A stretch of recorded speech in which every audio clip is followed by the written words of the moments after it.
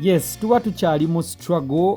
Bobi Wine ali Mayuge, Museveni ali Ggulu, Katumba ali Masaka, n'abenjawulo Tumukunde naye ali saidi z'Emityana. Ate ne tujjukira oba ne zireeta mwana muwala Rema Namakula ng'ajaguza omwaka mulamba bweddu ever since we yayingira obufumbo ne Dr. Hamza ono era gwabadde naye okumala ebbanga. Dr. Hamza Rema Namakula yamujja wa Eddie Kenzo era tukimanyi bulungi nnyo balina n'omwana omuwala gwe bayita Amal. Tula wansi kakkana tulabe nga tusoosotola ensonga zino eno tuzituuke ku nfeete nga we ziyina okubeera nga zituukibwayo. Tula wansi tweyongereyo neggulire. Nkwaniriza nnyo ku MMTV, webale nnyo kubeera nga weekuumira ku MMTV, webale nnyo kusubscribinga, webale nnyo kulikinga, ate mwana wattu webale nnyo kubeera nga ate osharingako ne banno gwe ate yakatweyungako nkujjukiza eno MMTV eriwo kubeera nga ekuweereza ggulire erikwatagana ku ba celebrities bo abali mu Uganda n'abali wabweru wa Uganda.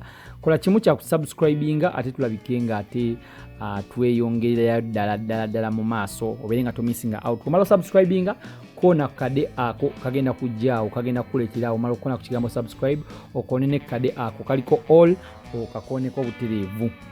Kakati ennaku z'omwezi nga ewiiki yonna eyalimu 14, 15, 16 Novemba omwaka oguwedde abantu bali bamanyi byakusaaga nga bamaze okulaba ku kaadi naye ate bwe balaba ng'emikolo okutimba kw'emikolo ne batandika okubeera nga bakakasa nga bagamba nti kati kyetumaze olulaba bino ebintu bya ddala tebikyali byakusaaga buli kimu kiri kugenda maaso nga bwe kirina okubeera nga kigenda mu maaso. Ennaku ezo Rema Namakula yali anobye ewa Eddie Kenzo ng'ate akwasaganya nsonga mpya na mwami mupya ewa Dr. Ssebunya Amuza. Dr. Ssebunya Amuza twali tumumanyi bulungi nnyo era tewali kisubira nti waliwo yali amumanyi.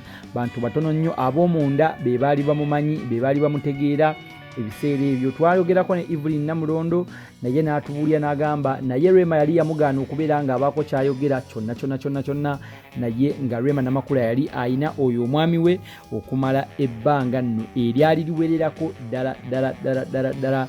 Rema Namakula okumubuuzaako ye agamba nti Eddie Kenzo yamala ennaku nnyingi, yamala emyaka 2 nga tali waka era nga Rema Namakula ebintu ebisinga yabyekwasaganyiza ewaka. Mukimanyi bulungi nnyo Rema Namakula naye mukyala muyimbi, mukyala alina business running business ez'enjawulo, mukyala alinamu kasente ke. So Eddie Kenzo yabaleka mu nnyumba ne bawala be babiri, bawala ba Eddie Kenzo omuli Amal ne Maya yabaleka mu nnyumba ne Rema Namakula okumala emyaka 2 bunga Eddie Kenzo takomawo okuwaka. So Rema Namakula n'agamba owaayi n'amukubya ne ku nnyimba awo n'amugamba bannaaye siri muyembe nti oninda kwengera munnaaye bitu bino byonkola ate nga ndi mukyala mulungi tobinkola ebyo nga munnaaye Edirisa Musuuza tawulira obanga Eddie Kenzo talina kyakyusaamu.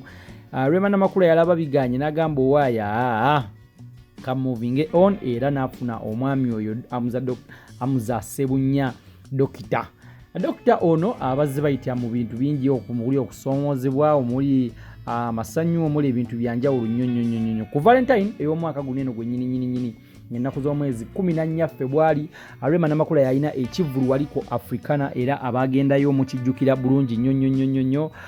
Dr. Hamza Ssebunya yali agenda kubeera ng'awaayo ku speech ate Rema Namakula n'amugaana okuwa ku speech oba n'amugaana okwogerako eri bannamawulire n'amugamba gwe munnaaye jangu tugende bannamawulire nga ali bagamba kamale okwogerako eri gye tulina naye Rema Namakula n'agamba nedda munnaaye tugenda ekivulu awo nga kiwedde ng'omwami bamutwala. Ekintu ekyo kyayogeza abantu bangi obuntuntu ne bagamba Dr. Amuza ye mukazi waka, Rema Namakula ye musajja era Dr. Amuza alabika yawaata amatooke, alabika yayambaza abaana engoye, alabika yanaaza kwegamba ebigambo byali bingi nnyo. Ate abantu ne bateekawo n'embeera ne bakola ne fake page za Dr. Hamza. Rema Namakula twamulaba ya mabega kaawo yavaayo n'agamba Dr. Hamza tali ku Facebook, tali ku WhatsApp, tali ku Instagram, tali ku Snapchat, tali ku Twitter, talina social media yonna gy'aliko.